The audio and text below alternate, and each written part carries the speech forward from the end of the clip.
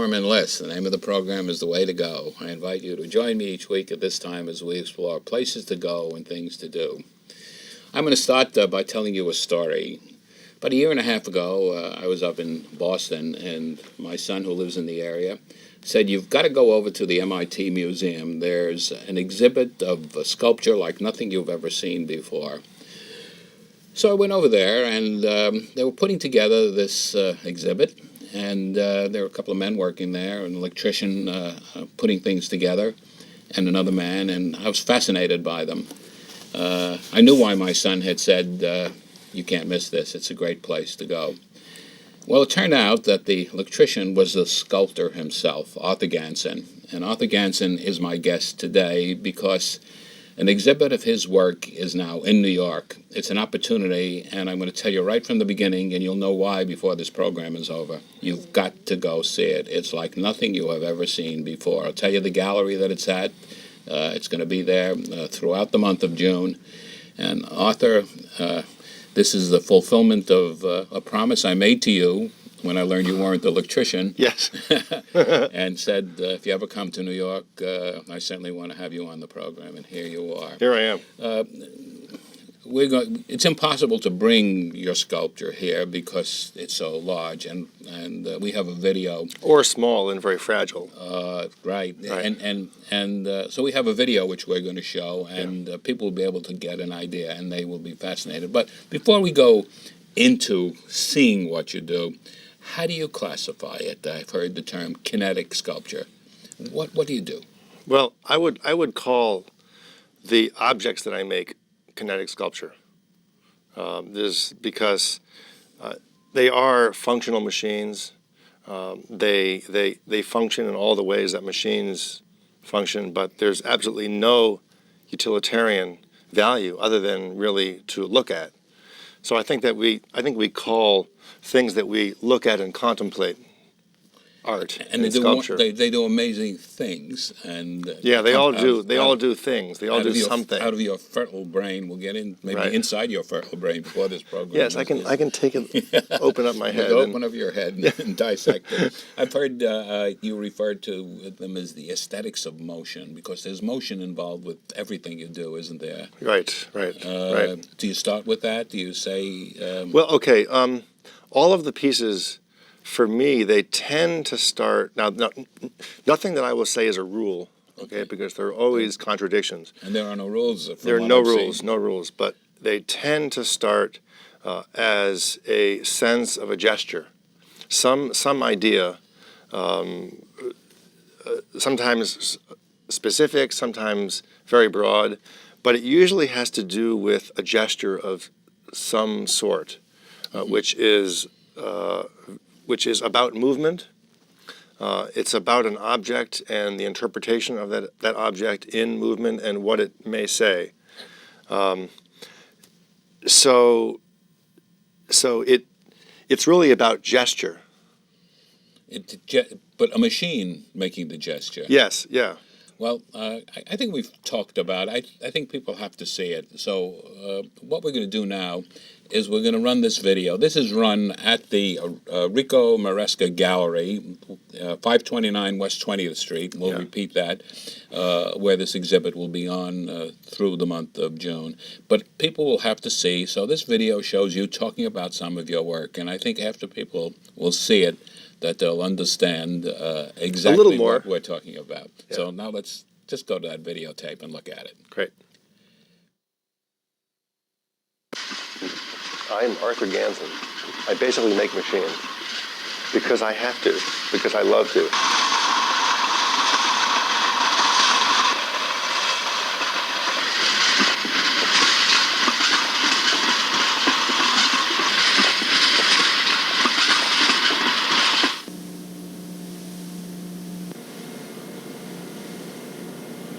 Making machines, for me, is an assimilation of all the things I love to do. It's about mechanical design, it's about invention, it's about discovery, it's about being playful, it's about exploring aesthetic ideas and infusing them into the device. So it's not at all like just engineering dry mechanical parts. The reason for the engineering is an aesthetic.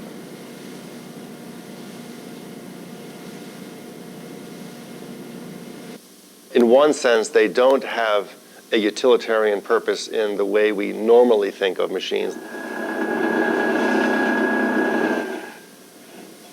Because they are real functioning machines, engineered to express very specific ideas, then they do have that purpose. For example, the machine that drops the fabric slowly on the table to illuminate the liquid quality of fabric. I could argue that that is its utilitarian purpose, that a machine is a perfect thing to use to do that task if you want to show somebody how fabric can be like liquid. So I'm going to stretch the whole notion of utilitarian, and I'm going to make machines that perform these functions, but they're aesthetic reasons for being. Part of their purpose is to be ambiguous. Yeah, purposely ambiguous. I try to make the machines so that they say enough, so there is something clearly stated, but that it's not fully said, and there is an ambiguous aspect to it. I feel that for a piece of art to have meaning for somebody, they have to complete it. They have to find their own meaning with it. I can't tell them what it means to them. And I think that everybody comes to everything in their own way, with their own bag, their own world of experience. And people will find very different messages, find different things in them. So the most successful pieces are able to bridge that. They go exactly halfway. I call that one machine with concrete. And one reason why I tend to give these machines titles that are really bland, like machine with this, because I don't want to give away in the title what I think it should be about. I start with a pretty abstract sense or idea of what the machine is about. There's a lot of work that happens in my mind before anything even hits the paper. So the first step in the process is that I'm imagining what the machine is. I've never built a machine, ever, that I had the whole thing understood and then just built it. There's always development and change. Sometimes it's a minor change, sometimes it's a complete conceptual change.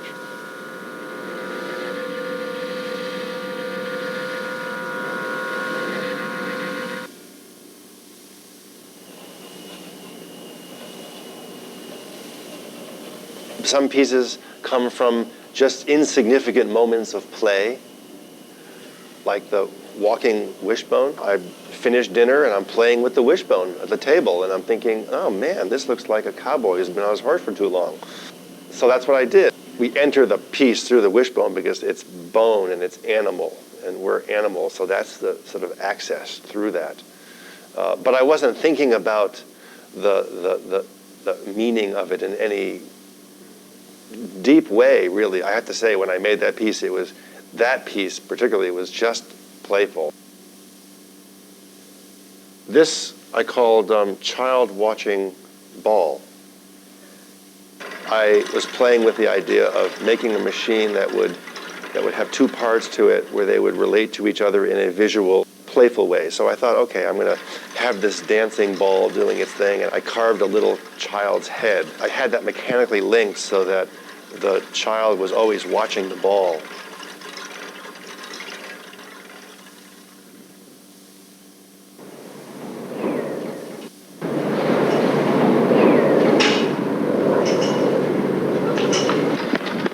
Well, when I first moved to Boston, somebody sent over these two guys who were starting an organization called the World Sculpture Racing Society.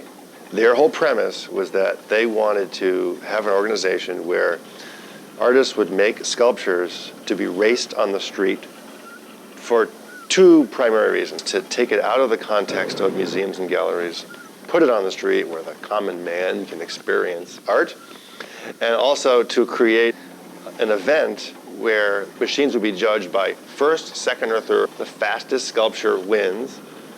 So that's the sort of general context of sculpture racing. And I just got excited about the idea of making a writing machine that would be powered by pushing it forward. And the faster I would run, the faster it would write. Faster!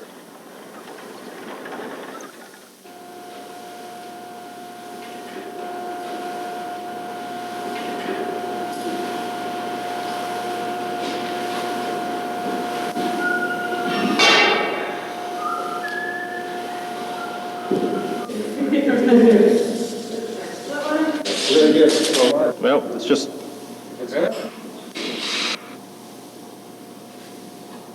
Hey, Chris, did you? Yeah. This is a time-lapse piece of the installation in the De Cordova Museum in Lincoln, Mass. We are installing the piece at the museum.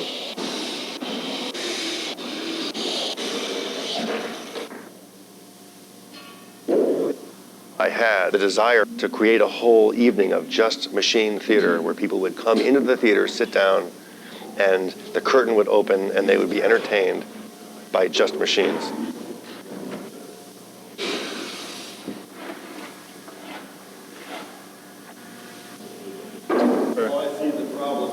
The initial thought was the curtain opens, in the middle of the stage is the chair, and then the machine begins to slowly come from, say, stage left, pick up the chair, put it down once, and then leave. So it becomes a very, very simple dance gesture.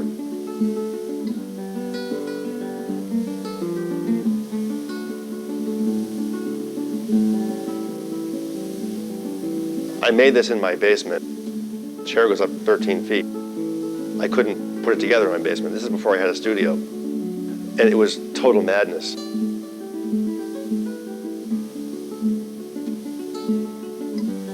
Every machine that I've built, I've learned a lot about how to solve certain problems, what to do, what not to do.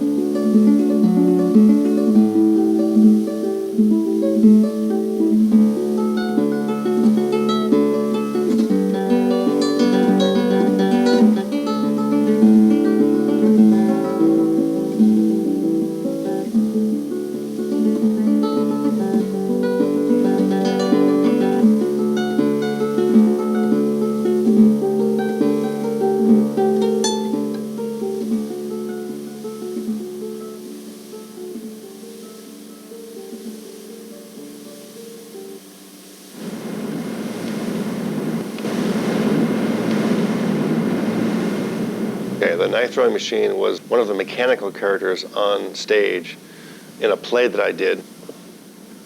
Halfway through the play, the machine would suddenly come to life.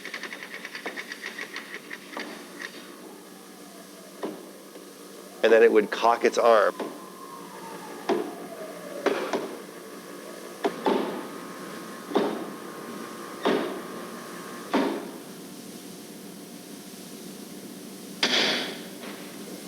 Hurls the knife and lands dead in the wall, right in the center of a $100 bill. You know, art is an abstract language that we make up, so I'm making up this whole syntax and I'm trying to say things which are somewhat ambiguous. So the only way that I can learn how effectively I'm speaking is by listening to the response when I put something out there. The truth is not one person's interpretation, but sort of everybody's experience of it and how it then reflects back to me.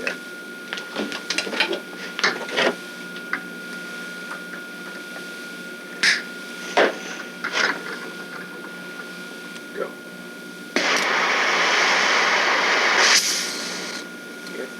Red.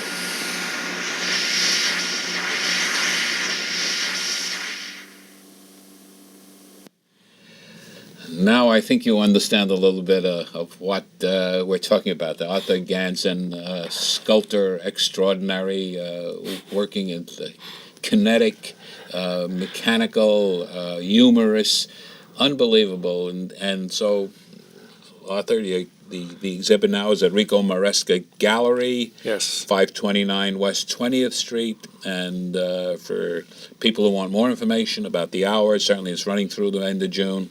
212-627-4819, and we're going to put that up on the closing credits as well, so that people can call. And as I said before, people have to see your work, not once, more than once. And also, I would love it if people would bring their kids too, because I find that children connect with the work. It's not just for adults. It's not work that's meant to be for art types. I mean, it's all about. And I did see when I was there at the opening, I did see that there were lots of children there, and they were having a great time, having a wonderful time. Yeah. Okay, now comes the key question. What's that? What's the process? How does it all start? Do you sketch it out? What inspires you? Nothing like this exists. Nobody else is doing what you're doing. Where does it come from? Well, okay, for me, it's really hard to pin it down, but I never know when I'm going to have an idea. I can't force the ideas. I can't give myself an assignment. Okay, come up with an idea about this subject or this idea. It really comes out of life and out of sort of playing in the world. Sometimes one piece will come out of another piece, because I'll be making something and that'll trigger thoughts about, well, I could do a related thing that would be sort of like this and that would go in a different direction. I don't know where they come from, but the process is one of having an infinite number of possibilities and slowly trying to bring them in, because I'm starting with something which is purely conceptual. It's in my mind. It doesn't exist in any way other than my thoughts. Now, I can think of many things, and I do all the time. I can imagine actions which do not follow the laws of physics. So part of the problem I have is, okay, I have my idea. It is the absolute, pure essence of what I want to get to. Now, how am I going to manifest this into materials? So you start with not the mechanics of it. You start with. I start with the idea. I start with the sense of the gesture, the idea, and then I begin to sort of like beat around that, walk around, slowly find my way in until I decide, okay, this is a piece that is made of fragile wire, or this is a piece that's made of heavier machine parts. This piece really should be hand crank operated in order to express the idea, because maybe I want the intimacy with the viewer turning the crank. You don't hide the mechanics. I noticed one place there's a relationship with Penn and Teller who show how the tricks are done. Yes.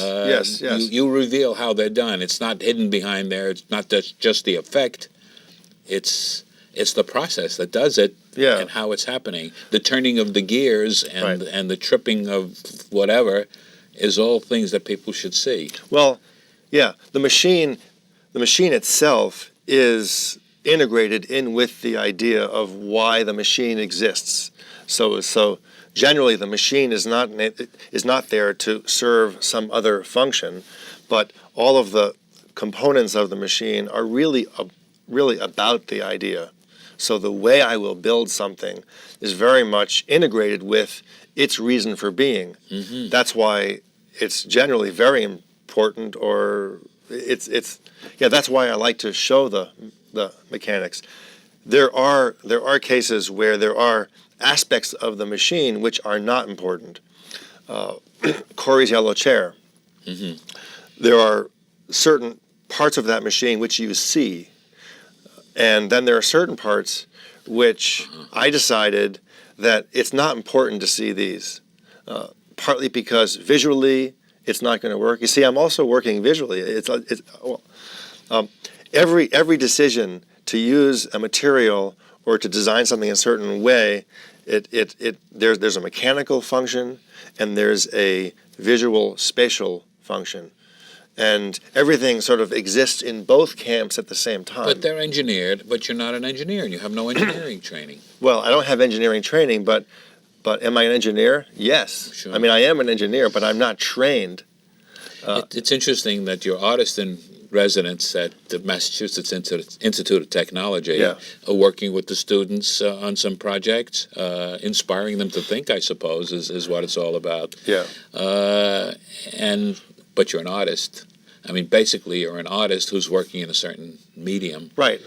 I noticed in the video, and I'm sure people remember that some of the things are huge, and some of them are so tiny. Do you have any preferences? What determines whether it's going to be room size or tabletop size? I tend to like to work small because that way I can start a piece and complete it maybe in 1-2 weeks, as opposed to, I mean, large machines, they could take like a whole year to do. And I've done some large commissions. So the process of doing a large commission, a lot of it is negotiating, sending drawings out. The business end. There's so much involved with that I tend to find not that interesting. And right now I'm a one-person operation. Not like the sculptors of old who've made a small model and then... I don't want to work that way because I love the engineering of it. I mean, for me, that's part of the process. It's, I have the idea, but I love the exploration and the carrying out of the idea. And it's also really important, I mean, because I have a sense of where I want to go. And as I'm engineering it, I realize, well, I need to make certain kinds of changes. And it's really important that I be there. I can't give the plans to some other engineer and have them make this thing, because there could be some very critical, very subtle, critical things. Do you draw plans, actually? Depends upon what the piece is. Every machine, for the most part, is sketched in pencil. They'll be, and the sketches are, I have my own way of indicating motions, mechanical components, which is really like a sort of a hieroglyphics or a shorthand for okay, I'll sketch how I want to solve certain mechanisms or what sorts of things I need to do. Rarely will I actually sketch in a way where I'm rendering, where I'm not, where I'm drawing what parts will look like. I'll generally draw the machine in a way where I have a sense of where things will be in space, where there may be an intensity of activity, the direction of things. Some pieces, the few large ones that I've done, do require much more specific drawing, and they have to go to a point where things are drawn very accurately. Do you make the parts, or do you buy stock parts for everything? I make a lot of stuff. I do have sources where I buy gears and motors. For the most part, the structure of the machines all comes out of raw material. I'm not a found artist. I'm not a found object artist, where I tend to not work in a way where I'm finding pieces and sort of bringing them together. I have to construct it out of raw material, strips of steel. Okay. But the chair is inspired by your son. There's one that we saw in the video of a doll's head. Was that a found item and that was put in there, or did you start with that and said? Well, that piece, when I graduated from UNH in New Hampshire, University of New Hampshire, in 1978, I had a show. I had a piece which was a little porcelain doll's head that was watching a ball as it traveled. Uh-huh. Okay, that was the your first inspiration. piece. Okay, and that was done many years ago. But on that piece, the little child's head, all it did was look up and down. Uh-huh. And I wanted to remake that piece because the original one had fallen apart. So I re-engineered it and made a much more complicated mechanism that not only looked up and down, but then followed the ball as it went through its very complex motion. Well, following the ball, we've discovered that we're pretty close to running out of time. I do want to make sure that we say that it's at the Rico Maresca Gallery, 529 West 20th Street, and the telephone number to call is 212-627-4819.